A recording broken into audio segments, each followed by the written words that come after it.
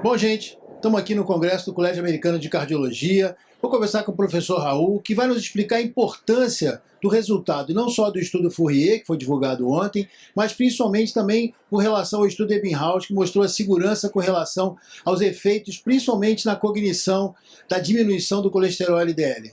Quais são as suas impressões, professor Raul? Então, Luiz, é assim, veja, tanto o Fourier quanto o Ebbinghaus, eles são muito importantes. Por quê? O Fourier, inicialmente, o que ele mostra é que um outro tratamento, que é um anticorpo monoclonal para baixar o colesterol, que é o evolocumab, ele reduz o risco de problemas cardiovasculares, infarto, AVC, revascularização, ou seja, pontes de safena, ou stents, etc., em cima do tratamento com as estatinas. A gente sabe que as estatinas são fundamentais para a prevenção da doença cardiovascular, principalmente quem já teve um evento prévio. E esse estudo mostra que uma redução além daquilo que a estatina consegue em relação ao colesterol diminui significativamente o risco de problemas cardíacos.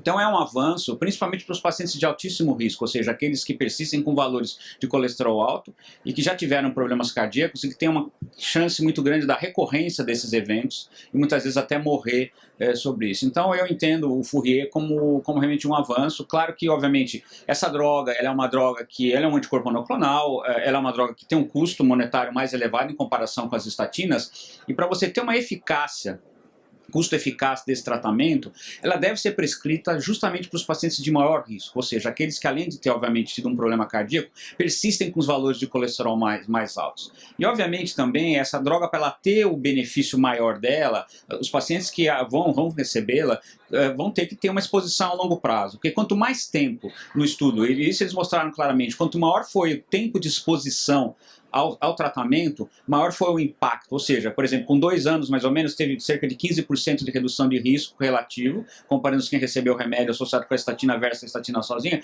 Mas se isso se prolongasse, ou seja, aqueles indivíduos que ficaram com mais tempo de exposição, o benefício chegou até 20 e poucos por cento. E com as estatinas foi a mesma coisa, né? Quanto mais tempo de exposição a colesterol mais baixo, maior foi o benefício. Em relação ao Ebbinghaus, o Ebbinghaus tem esse nome gozado aí, mas é assim, ele é um estudo muito importante. Por quê? Existe vamos dizer assim, um conceito errado, que foi levantado inclusive pelo próprio FDA, que a redução do colesterol, principalmente com as estatinas, poderia levar a alterações neurocognitivas. Alteração de memória, alteração de comportamento, etc. Inclusive demência e coisas do gênero. Isso, na realidade, nunca foi comprovado nos estudos que compararam as estatinas versus placebo. Isso veio de relatórios esporádicos que o FDA coletou, e alguns anos atrás mandou colocar nas bulas de todas as estatinas que essas drogas poderiam de alguma forma piorar a cognição. Isso nunca foi comprovado. Uma das discussões que existia e existe até hoje é que talvez esses possíveis efeitos de cognição seriam consequentes à baixa do colesterol, ou seja, baixar o colesterol e isso alterar a função cerebral. Do ponto de vista fisiológico, isso não parece ser correto, porque na realidade o cérebro sintetiza o colesterol que ele precisa. E a LDL, que é a lipoproteína que é reduzida pelas estatinas, é reduzida pelo evolocumab, no caso, ela não se liga ao tecido cerebral. O LDL não passa a barreira hematoencefálica. Então, para a gente que trabalha com isso é uma coisa muito estranha. O Ebbinghaus foi um estudo derivado do Fourier que testou justamente a segurança cognitiva, ou seja, funções cerebrais desse fármaco. E também, consequentemente, também a segurança de reduções muito intensivas do colesterol sobre a função cognitiva. E a boa notícia é que não houve nenhuma alteração.